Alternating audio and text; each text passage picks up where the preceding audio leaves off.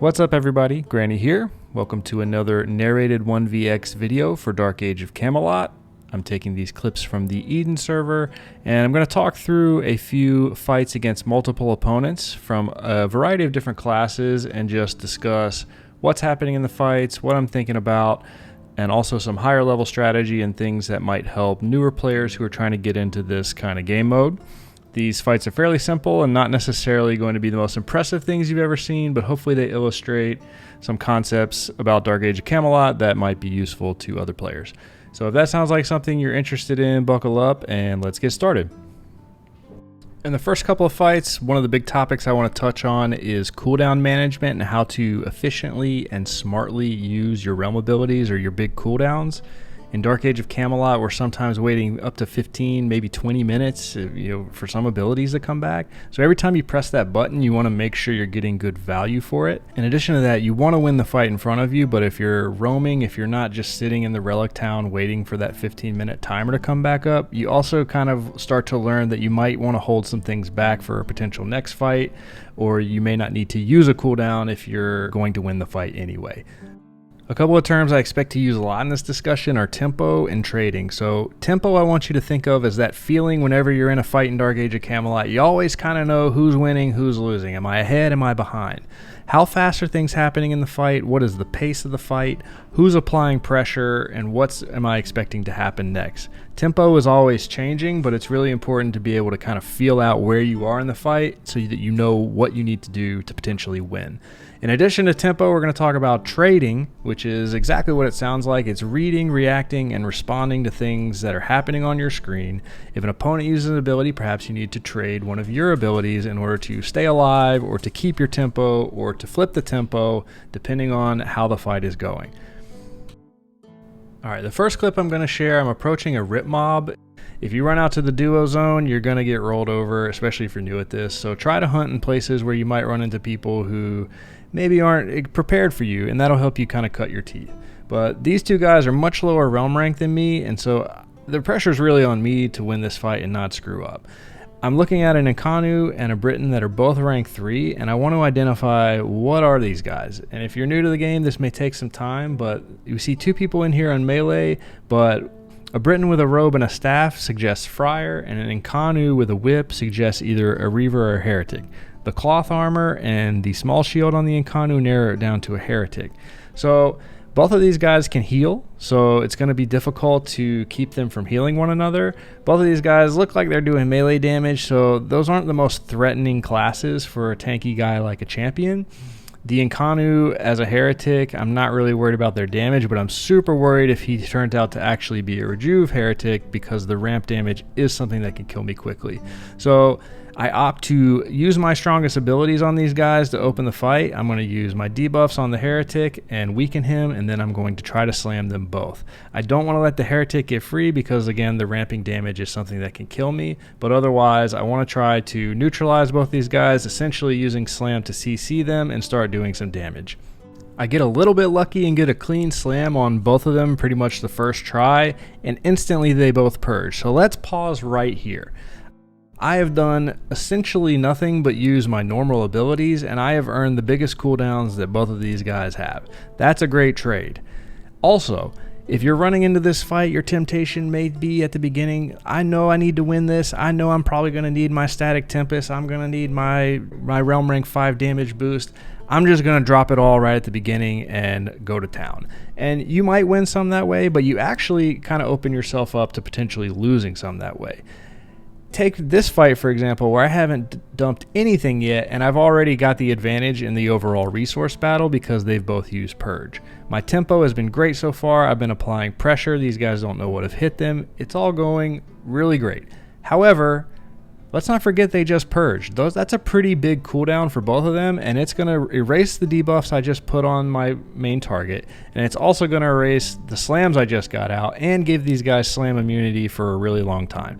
So although I've been winning so far, if I don't respond to what these guys have done, if I don't trade something, I risk them pulling up even in the fight or potentially pulling ahead of me in the fight. So at this moment, I'm already ready. I'm going to drop a cooldown, and I already know which one I want to drop. It's Static Tempest, and that really makes the most sense here because my item cooldown isn't really going to get me much.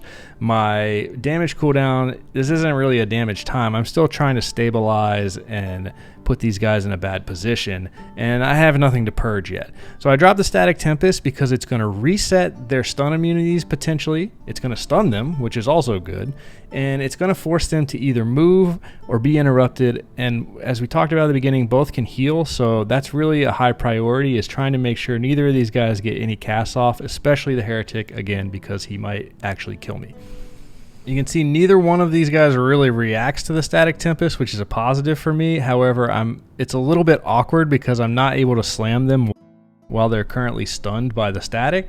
So I wasn't able to get the slam on the Friar, but the Heretic who kites out, I'm able to slam and debuff, and then I get back in, neutralize the Heretic, and then here, again, I want to continue to press my tempo advantage. I've used another cooldown. They've gotten out of it. My Static Tempest is no longer useful. I've got the stuns I need, but they're not going to last forever, and neither of these guys is particularly soft. So I'm going to pop my rank 5 damage boost and try to put as much damage in this guy and hopefully kill him before he comes out of this stun. Unfortunately, that doesn't quite happen, and so I have to also be balancing my instant cast and make sure that the Friar is not able to cast. I use my Irritating Wisp charge, so again, I've traded another cooldown here. I've used my item charge to neutralize this Briton, who instead of healing his friend is dotting me. Maybe not the play. And I'm able to drop the Heretic. The Friar can't cast anymore, and we're down to just a 1v1 where this person is completely overmatched. So taking this fight from the top, what works out really well here is I stagger my cooldowns. I use my different timered abilities throughout the fight as opposed to dumping them all at once. I use them to respond to things that are actually happening. I check essentially first, are these guys even going to fight me? And when they do and they both purge, it becomes necessary to use the cooldown versus just using it to be using it. In addition to that, applying continuous pressure throughout the fight and never letting the tempo of the fight slow down so that these guys have a chance to get their feet under them, plant, cast, CC me, figure out a way to get away from me. You can tell from the moment that I get there that it's chaos on their end and they're not really sure what to do. They're not sure if they should stay in the static and melee me and try to kill me. They're not sure if they should run. They're not sure if they should heal. And you want to force your opponents to panic. You want to use their hesitations and mistakes against them because they have a numbers advantage. And you want to pace your cooldown so that you're never letting that pressure drop and giving them the opportunity to actually beat you in this fight. Now in the second fight on my rank 5 cabbie, I'm going to take a little bit of a different approach. In the first fight, I recommended reading and responding to what was happening on your screen, what was happening on the fight, and using your cooldowns a little bit more reactively. In this fight, I'm going to use them proactively. I'm going to use it before anything's really going on. Basically, I'm starting the trade, and the reason I'm doing that is because I want to snatch the tempo. I want to snatch the pressure in this fight, and I never want to let it go. I don't even really know what I'm up against, so I know that my strongest ability is going to be keeping my pet on whatever's over this hill. And so using that cooldown proactively, I feel is going to set me up for a possibility of getting out of this fight without using any other cooldowns. So the reason we can make this call is the context. I'm in the 5-man zone and I'm approaching a deserter camp, and even though I only see one Celt here, I can assume that there's probably going to be more people. If it's 5, I'm going to lose, but if it's like 2 or 3, I want to set myself up in the best position possible. Now I notice this Celt is casting, and that's not an animus casting spell animation, so I'm guessing this is a mentalist. It's got a staff. I want to stick my pet on this guy and have it stay stuck. And so I'm going to pop my Realm rank 5 ahead of time. I don't know what else is over this hill, but my rank 5 is also really good if they have a Bard or a Druid. And sure enough, as I come up and peek, the second thing I see is a Bard. So I've got my pet on the mint, and then I'm going to root the Bard, who is amnesiaing me and prevents me from dealing a lot of damage to this tank, which I think is a Blade Master at this point, but I'm not 100% sure yet. I do get Instamez, which is a play by the Bard to kind of snatch the tempo back and push my pressure down. And as I'm watching what's taking place in front of me, this guy has stunned my pet, and so the tempo is not looking good for me. My pet is immune to casted CC, but you can still slam it, and so that means the Mentalist is potentially free and the Bard can start to cast.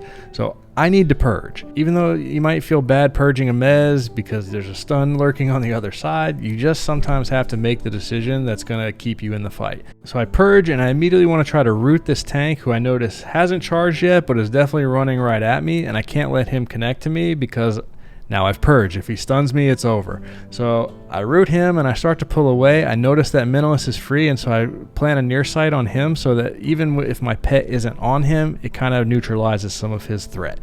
One thing I talked about in the first video is always looking for your opportunity to win the fight. How do I win? Not just CC these guys and annoy them. I need to kill somebody. So you're always looking for that window, checking for an opportunity to have lethal damage. I started to do a debuff on this guy, and smartly, this Blade Master, I believe it is, uses a DD charge to interrupt me. He also starts to cast a disease on me, and I realize, whoops, I didn't kite quite as far away as I wanted to. And so now I'm interrupted and I'm in a tough spot, and I'm going to have to use another cooldown. In this case, if I use Mock, I lose a lot of damage. So I don't really want to lose damage because, like I said, I want to have that ability to kill somebody and kill them quickly. And so I end up using my quick cast here. I'm going to quick cast a near sight so that this Blade Master who's interrupting me with disease can no longer interrupt me. And then I'm going to shift my focus back to what's happening in the back of the fight. And as I look at these guys, they don't seem like they've got anything under control. And so the Bard isn't even facing me. The Minimalist is still running around. And so even though I just nearsighted and rooted this guy, I have to change my plan because my best chance to win this fight is to kill the guy that they're not paying attention to. Even though it's the guy who I just casted CC on, you notice these mobs sitting here in a weird clump. They're not going to be there forever. I don't want to get close to that because I'm not sure what's going to happen. So I just turn and start blowing up the Blade Master. And again, if you're spec'd with some good damage, you can kill someone really fast. Pressure makes people panic, and you can see he wasn't really expecting that because I just rooted him. He doesn't get over the lip fast enough, and he's dead. Now the Bard is nearsighted, and I have a clear path to be able to do some damage on him. You can see the Minimalist is still running around dealing with the pet in the background, and so my main thing here is not to panic when I get interrupted. He can't mez me. I have mez immunity. I just want to cast my life taps, make sure he doesn't get away, and then at this point I realize, whoops, my pet has pretty much soloed that caster. And so this example is knowing that I have an OP ability, and that if I'm gonna win a fight against odds I'm not really sure what I'm running up against, chances are I might need to use this OP ability proactively, and that helps me, again, get the tempo early, keep the pressure early, not allow them to kind of plant, stabilize, figure out what's going on.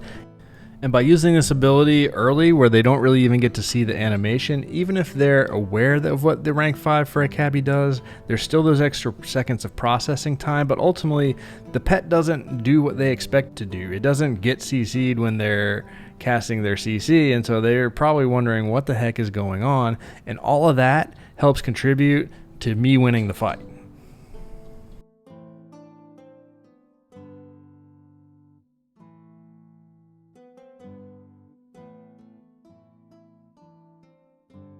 Alright, changing gears a little bit, the next couple of fights I'm picking because they show the importance of debuffs.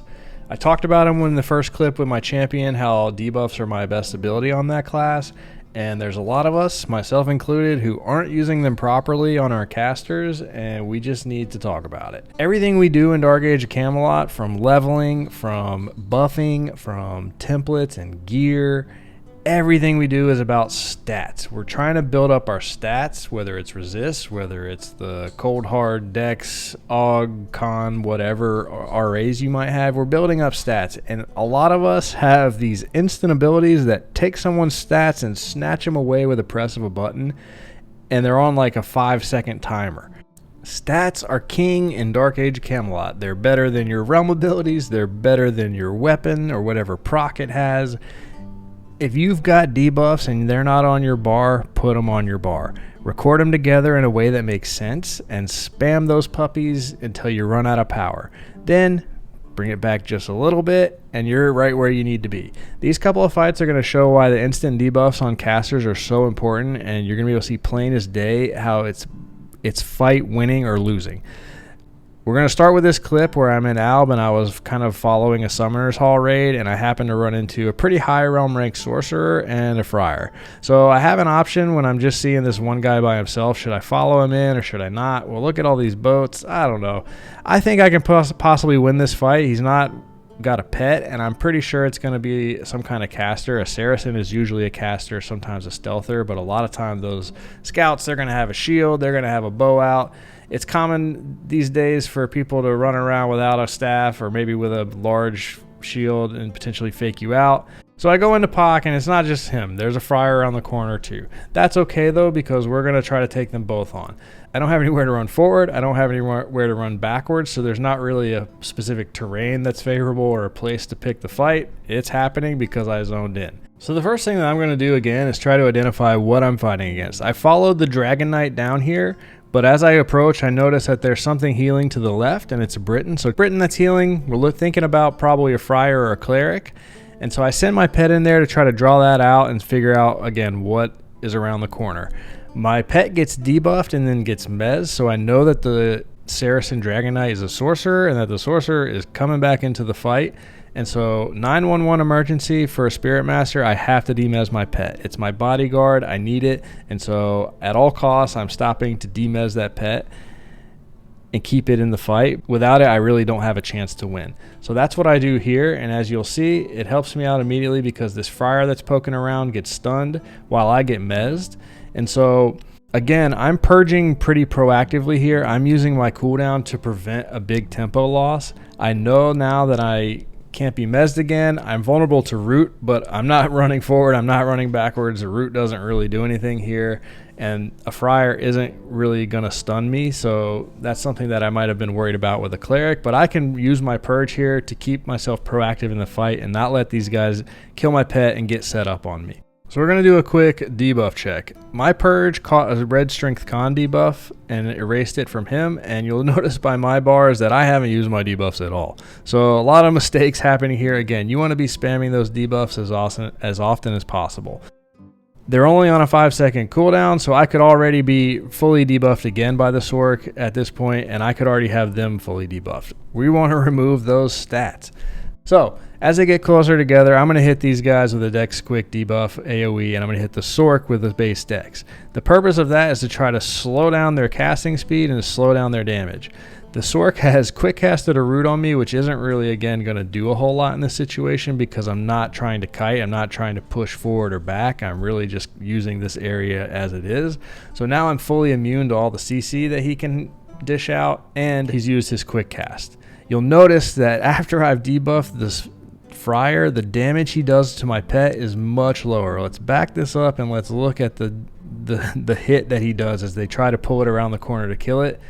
The damage is a lot lower than it was before, and that's what the debuff is helping me with. Like I said, they're trying to kill my pet around the corner. I don't want that to happen. I want to pull them back towards me. I'm rooted, so I can't even move. So I pull my pet back towards me, hit it with a little bit of a heal. Honestly, it's a little bit of a mistake to keep the pet back here, but my attention shifts to the Saracen Dragon Knight who's coming around the corner. That Sork is really the one who can try to kill me here. And so tempo is going to be at the forefront here again as I'm trying to win the caster battle. As he comes around this corner, I hit him with another Dex Quick debuff because I want to make sure he's casting as slow as possible, and I want to win the initiative by doing some damage to this guy.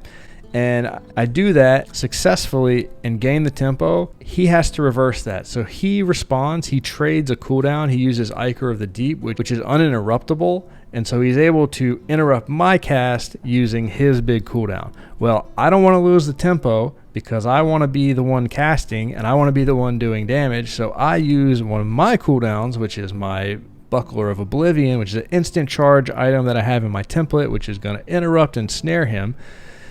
He trades Mock. So at this point, we've done a bing bang boom trade of different cooldowns. He's using one that I really don't have an answer for, and so I have a choice.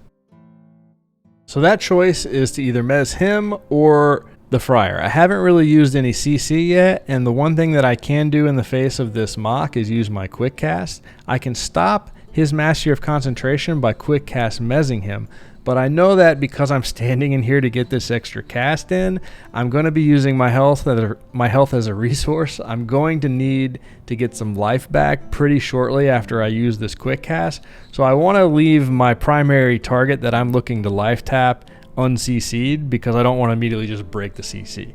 I mez the Friar, and you'll notice the Sorc is casting really slowly. That's that Dex Quick debuff I hit him with. It is actually kind of mitigating the amount of damage that is coming in on me right now. So I move far enough away to break range, and then I push back in, and you'll notice that now I am Dex Quick debuffed and Dex debuffed. He seems to have noticed, hey, my cast speed isn't what it used to be. So I use a range break to end his casting on me and give me a second to breathe, and I immediately try to push back in because I know that chances are the Sorc is going to try to demez the Friar, and I either want to do damage to him or react to the demez on the Friar. So that is what he does. He turns, he demezes the Friar after putting one more life tap into me, and so I decide to root the Friar as he pushes farther back. I also get a lucky stun from my pet, which again helps limit some of the incoming damage on me. You'll notice I think he purges there, but I don't really have time to see because I gotta run. He's doing damage and it's rough. There's also a few guys running by back there. I hope they don't take a turn down this tunnel. So I use the wall and I use range again to break his casting, and then I have to turn. This is tempo moving back and forth very quickly. I have to turn and try to kill him right away. And here's where the debuffs make a difference. If I weren't Dex Quick debuffed, I kill him right there. And if, as I'm pulling away here, he had appropriately Strength Con debuff me, I would probably die instead of reaching 6%. That cumulative damage of having that red Strength Con debuff on me would have been enough to kill me right here. So you can see in this fight multiple spots where the debuffs make the difference. I am able to get a few more life taps off, get some life back, and it appears that his mock is over because he's no longer just free casting on me. The Sorc starts to pull, the Friar is free healing, so I'm going to send my pet back in on this Friar, try to stop some of that healing, and of course the Sorc is going to try to do some damage or potentially CC it. There's not really much I can do to stop that, but I remember I haven't used any CC on this guy yet, and so I mez him and try to slow down what he's doing. I think, again, he used that purge earlier, but I'm not sure. He's not using it right now, so I'm trying to apply pressure to the Briton and potentially get a kill while this window of the Sorc standing there is upon me. Unfortunately, I lose sight of him, and I'm not really confident in my ability to push around that corner, get a kill on the Friar without leaving myself vulnerable to the Sorc killing me from behind, and I get a little bit lucky. There's someone around the corner that kills the Friar for me. I get mezzed. He's going to kill the Saracen too, but the point is we stayed alive long enough to reap some benefit of this fight. Sometimes in a 1vx, that's really all you're going to end up getting. The videos always look like it's a perfect ending. It's usually not, but staying alive here and being able to kind of trade cooldowns and compete with these guys, even though I'm a little bit lower realm rank, I am able to come away with a few RPs.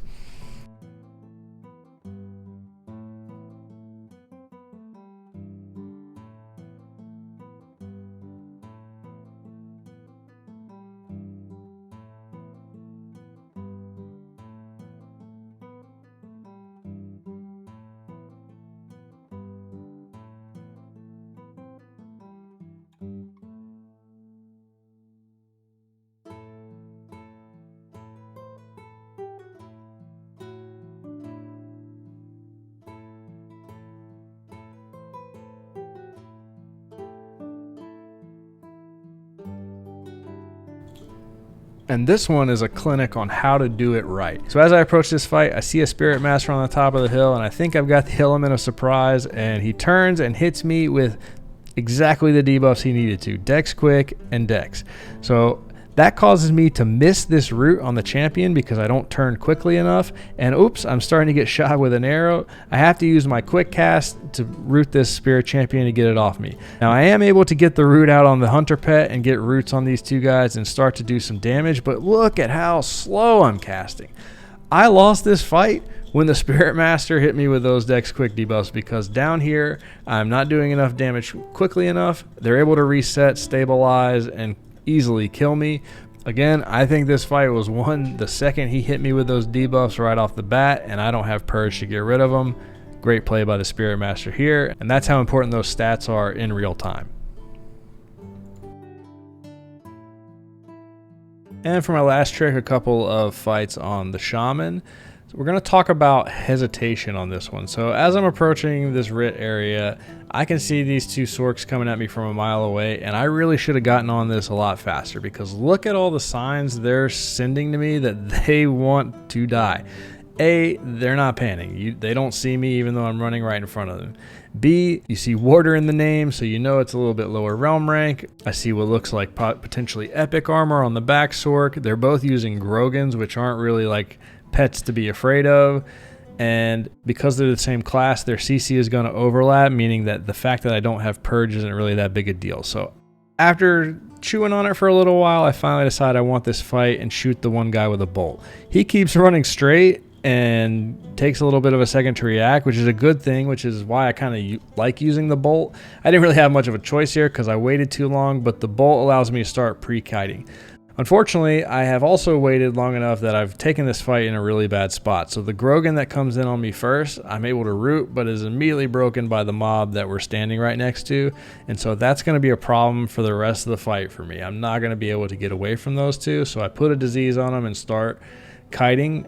Again, that pre-kiting is super valuable because you're going to see how far behind the Briton is to the Saracen.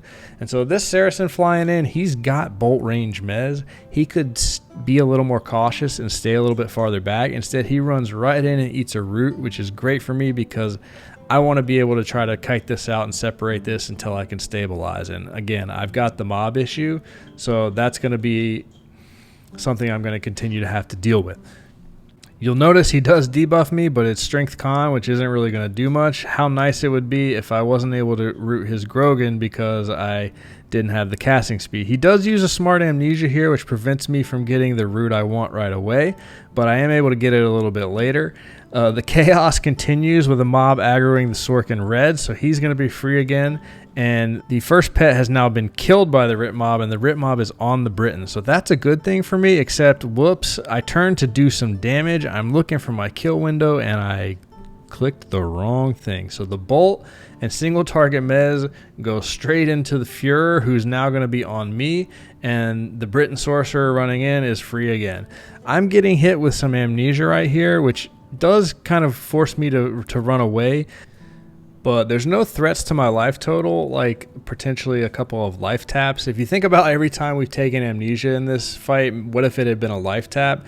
I would have to plant and heal at some point, and I don't have a lot of opportunities to plant because of all the chaos of the mobs that are in on me. So consider sometimes, again, trying to do damage, trying to finish the fight. Now I have hit Führer and I have Führer on me, which you would think is a bad thing, but it's actually going to break the mez here. And again, these mezes and these roots of the two sorcerers are going to kind of overlap, so CC is almost irrelevant. I put a disease into Führer and continue to run away, and the Saracen tries to pull up on me and actually put some damage into me, so that's when I'm going to trade my first cooldown. I'm going to use my Buckler Charge, which is going to snare and interrupt him, and then I'm going to push to get out of range. The edge of range is a really good place to learn to live. If you pull out of someone's range, they're no longer able to continue to pop off and spell cast and spell Q on you. They've got to get up and move or potentially just let you get away. The best thing about pulling out of someone's range is it's going to start to pull them towards you, and you can use that to your advantage by immediately turning back and putting damage into them before they have time to plant or do anything about it. And this is going to relate back to the tempo that we've been talking about all video. A great way to snatch back tempo in a caster battle is to interrupt your opponent, because once they're interrupted, they're going to have to start to run, or they're going to have to use something to get the initiative back. So I'm going to hit him with a bolt and a DD, and that happens to be enough to get the kill. And the Briton that was pretty low puts a life tap on me, and again, I'm going to use that edge of range trick to kind of pull this guy towards me, and then as soon as he's in range, I'm waiting and I'm going to win the caster battle. He gets a resist here, and so I probably could have kited these mobs a little bit farther, a little bit better, but I'm trying to secure the kill. I don't really care if I die to mobs after I get this guy, but I don't want him to turn around and run away because his speed could kick in and then I lose RPs. So again, I pull him towards me, I hit him with a bolt. It's not quite enough damage, and he uses a quick cast smartly to life tap. Obviously, root or Mez aren't going to do anything here, so he is trying to win the life tap battle. I push in and try to interrupt him with my sword because I don't really have another way, and then I do again get a small casting window, hit him with a dot, and ultimately we win the fight. Just want to say, a Dex quick debuff at any point and a base Dex debuff, this fight probably ends in their favor. And for the final fight, we poured in and see a couple of Hibs over here near Morven, and it's very clear right away that they are aware of my presence. The mob is not up, but they're looking straight at me, and we kind of stare at each other for a little bit, and it's apparent that they're not going to push into me, so you can kind of feel that they're not exactly bloodthirsty, but at the same time, this isn't really an advantageous fight position for me. They see where I'm at. They've got a hill where they have some LOS, and that could be useful for me, but I don't like this aggro. I want to use AoE spells, my AoE dot, my AoE disease, so my strategy here is to try to run away and pretend that I'm gone, and I don't really pull it off perfectly. I don't get quite out of clip range so they can kind of see that I'm still there, but either way, I'm relocating. I'm pulling this fight, if it's going to happen, to somewhere that might be a little bit better for me. This open area with a lip I hope to manipulate is a lot better than somewhere with a bunch of aggro and trees where I can't see what's going on. So I open this fight with a bolt, and I've got an elf and a lurricane, so chances are both casters. The elf responds with a bolt, so I've got to pull away. I know from this that the elf is an eldritch. He takes a big hit from my bolt, so that means he's probably not got super great resist or maybe a template, so he's going to be a little bit squishy. And then I take a near sight from the Luri Brehon. So now I know this Lurricane Brehon is a mentalist. That just comes from knowing their abilities. He's going to be pushing in on me to try to land that stun and get some killing damage, and he's going to do that instead of healing his group mate or potentially pulling back. So I decided to purge the near sight. Again, I'm using my purge proactively, but once I do that, I can't eat that stun or I'm dead. So I turn and I use an uninterruptible spell, and I use the Ichor of the Deep. The reason I use that is because I really want to get them stuck together, and that happens to work out just perfectly so I can land the Ichor as well as an AoE dot, and the elf is so squishy that he's just going to melt. The Luri uses ST on me, and I don't react to this quickly enough. The elf quick casts a stun, which lands on me, and it's kind of like his dying middle finger to me because his bolts and the little bit of damage is just enough that I don't catch the lip and I die. So the moral of this story is sometimes you got to react a little bit faster to the cooldowns. This is my turn to get out of the ST. I don't do it fast enough. I also try to be a little bit too aggressive here. I know that I can't eat that stun, but I do it anyway, and that's why I end up dying. But the cool thing about dying is sometimes if you port back really quick, you'll catch the other guy that you didn't get.